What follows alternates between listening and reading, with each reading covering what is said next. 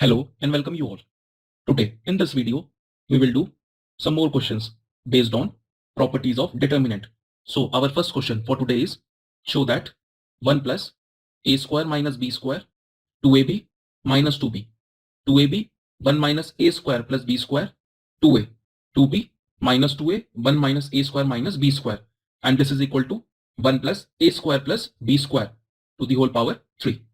And now, as I have told you that we shall try to introduce zeros at as many places as possible, keeping in mind that we have to introduce the factor 1 plus a square plus b square whole cube.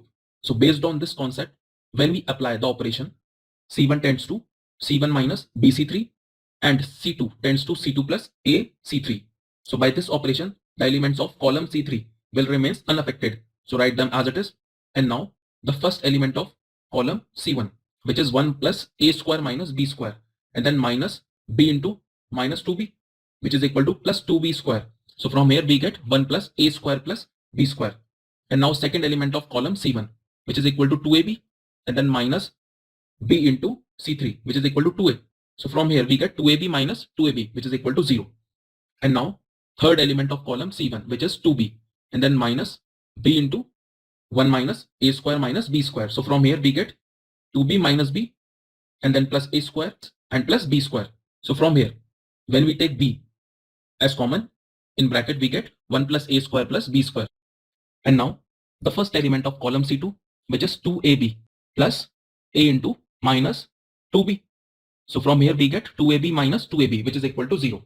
And now the second element of column C2, which is 1 minus a square plus b square and plus a into 2a. So from here we get 1 plus a square plus b square. And now the third element of column C2, which is minus 2a. So therefore minus 2a plus a into 1 minus a square minus b square. So from here we get minus of a square and minus of b square. So from here when we take minus a as common, we get 1 plus a square plus b square. And now when we take common 1 plus a square plus b square from both the column C1 and C2, we get determinant is equal to 1 plus a square plus b square to the power whole square, as we have taken 1 plus a square plus b square from two columns. Therefore, we will square it outside our determinant. And now in determinant, we have 1 0 minus 2b, 0 1 2a, and then b minus a, 1 minus a square minus b square. So now expanding it along row R1, we get 1 plus a square plus b square whole square. And now we will take 1 and hide row 1 and column 1 completely and find the determinant of the remaining element. So 1 minus a square minus b square into 1 will remains the same, and then minus 2a square, which will become plus 2a square. And then we will write minus 2b and hide row R1 and column C3 completely. So the determinant of the remaining element will be minus a into 0 will be 0, and then minus of b. So from here we get 1 plus a square plus b square to the power whole square is equal to 1 minus a square minus b square plus 2a square, and then plus 2b square. So from here we get 1 plus a square plus b square to the power whole square into 1 plus a square plus b square to the power 1. So by applying law of indices, we can say that determinant equal to 1 plus a square plus b square to the power whole cube. And now our second question for today is evaluate the determinant equal to 10 factorial, 11 factorial, 12 factorial, 11 factorial, 12 factorial, 13 factorial, 12 factorial, 13 factorial, 14 factorial. You have already studied in class 11th that what is factorial. So from our question, we can write it as the determinant equal to 10 factorial, and then we can write 11 factorial as 11 into 10 factorial, and then 12 factorial can be written as 12 into 11 into 10 factorial. So similarly, student, the elements of row R2 will be equal to 11 factorial and then 12 into 11 factorial, and then 13 into 12 into 11 factorial. And now the third element of row R3 will be equal to 12 factorial and then 13 into 12 factorial, and then 14 into 13 into 12 factorial.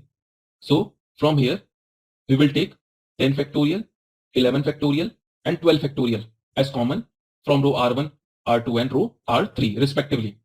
So from here we get determinant equal to 10 factorial into 11 factorial into 12 factorial, and in determinant we get 1, 11 and 12 into 11 is 132, and then 1, 12 and 13 into 12 is 156.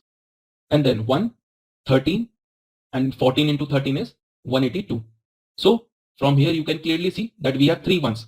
So from here we will make 2 zeros. Therefore R2 tends to R2 minus R1 and R3 tends to R3 minus R1. So from here we get 10 factorial into 11 factorial into 12 factorial, and in determinant we get 1, 11, 132, and then 1 minus 1, 0, 12 minus 11, 1, and then 156 minus 132 is 24.